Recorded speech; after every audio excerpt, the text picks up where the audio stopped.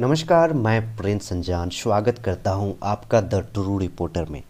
दोस्तों, इन दिनों भारत में जाति आधारित जनगणना को लेकर बहस छिड़े हुए हैं।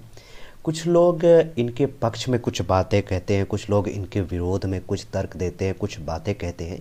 आइए आज के इस पॉडकास्ट में हम बात करेंगे कि भारत में जाति आधारित जनगणना क्यों ज़रूरी है।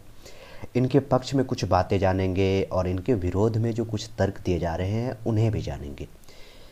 भारत विविधताओं से भरा हुआ देश है। कई तरह की विविधता हमें देखने को मिलता है। धार्मिक आधार पर देखोगे, जातीय आधार पर, सांस्कृतिक आधार पर, भाषा के आधार पर। और इन विविधताओं में जातीय विविधता बहुत बड़ी विविधता है। अगर धर्म के अंदर कई सारी जातियां हैं, फिर उपजातियां हैं।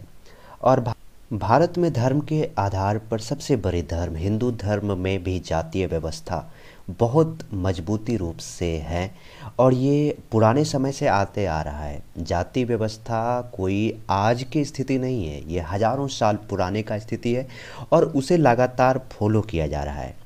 एक लोकतांत्रिक देश के लिए ज़रूरी हो जाता है कि उनके पास अपने नागरिकों में जो जाति आधारित विभिन्नताएं हैं और ये विभिन्नताएं एक नागरिक समूह को जो दूसरे नागरिक समूह से अलग करता है उसकी आंकड़े तो होनी चाहिए। किंतु विडंबना ये है कि भारत में 1931 के बाद आज तक जाति आधारित जनगणना नहीं हुआ है। सुप्रीम कोर्ट ने सरकार से कई बार कहा है कि वह जाति आधारित जो जनगणना के जो आंकड़े हैं वो सुप्रीम कोर्ट को उपलब्ध कराए, लेकिन सरकार असमर्थता जाहिर कर देते हैं हर बार। देखिए, जाति आधारित जनगणना और जाति आधारित आरक्षण दो अलग बहस का विषय है और दोनों एक दूसरे से अलग भी है। जाति आधारित आरक्षण की जो व्यवस्था किया गया था वह इसलिए किया गया था ताकि समाज में जिन जातियों को दबाया जा रहा था या जिनकी स्थिति समाज में कमज़ोर स्थिति में था उन्हें ऊपर किया जाए।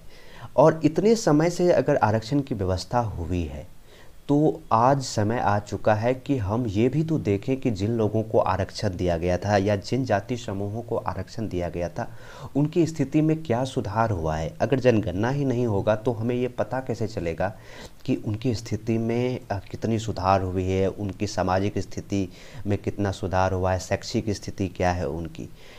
और अगर जाति आधारित जनगणना होगी तो ये सारे आंकड़े हमारे सामने आएंगे और इससे नीति निर्माण में भी सहायक होगा।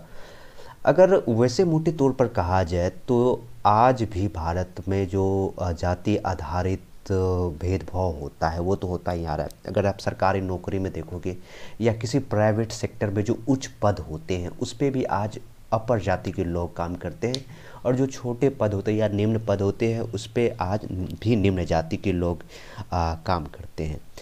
जाति आधारित जनगणना का जो सबसे बड़ा फ़ायदा होगा वह नीति निर्माण में होगा। इससे ये पता चलेगा कि किस क्षेत्र में किन जाति की स्थिति कैसी है। आपने जिन लोगों को आरक्षण दिया है उनकी स्थिति में कितना सुधार हुआ है, क्या उसे आरक्षण को बनाए रखने की ज़रूरत है या फिर उसमें कम करने की ज़रूरत है। बहुत सारे जाति ऐसे हैं जिनकी सामाजिक स्थिति आज भी कमज़ोर है, लेकिन उनकी न तो पहचान की गई है कमज़ोर स्थिति वाले वर्ग में या पिछड़े वर्ग में और न ही उसे आरक्षण का लाभ मिलता है। तो इस जनगणना के बाद जो अब आंकड़े आएंगे तो हो सकता है कि जिन लोगों को इस स्थिति का फ़ायदा या आरक्षण का फ़ायदा नहीं मिल रहा है उनके लिए काम किया जाए और जिन लोगों को लंबे समय से आरक्षण का लाभ मिला है, जिनकी स्थिति में सुधार हो चुका है, उनके लिए आरक्षण की व्यवस्था कम किया जा सकता है।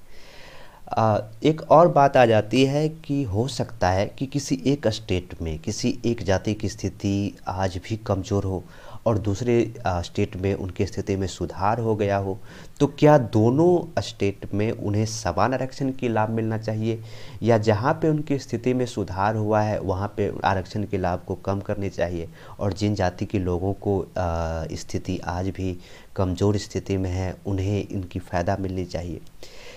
जाति आधारित जो जनगणना होगा उसका कुछ नकारात्मक प्रभाव भी देखने को मिलेगा।